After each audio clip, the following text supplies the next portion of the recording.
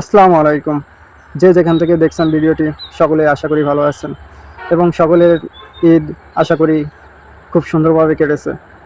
তো যাই হোক, আজকে যে আপডেটটি দিতে আসছি আপনাদের মাঝে, সেটা হচ্ছে যে প্রত্যেকটা ডিপার্টমেন্ট, আপনারা জানেন যে রোজার আগে প্রধান উপদেষ্টা একটি বিজ্ঞপ্তি দিয়েছিল যে প্রত্যেকটা ডিপার্টমেন্টে ১ মাসের মধ্যে পরীক্ষাগুলো নিয়ে নেওয়ার।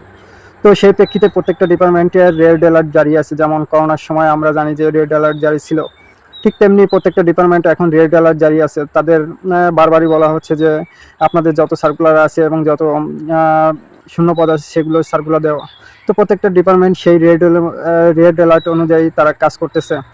তো আগামী নভেম্বরের আগে সবগুলো পরীক্ষা এবং যতগুলো স্থগিত পরীক্ষা ছিল এবং যতগুলো শূন্যপদের সার্কুলার আসবে সেগুলো পরীক্ষা ছিল, সবগুলো পরীক্ষা তারা নিয়ে নেবে এবং প্রত্যেকটা ডিপার্টমেন্ট এখন খুব চাপের মুখে আছে।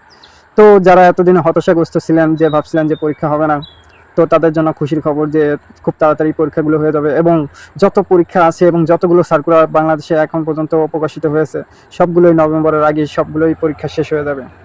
তো সকলে ভালো থাকবেন, সুস্থ থাকবেন। খোদা হাফেজ।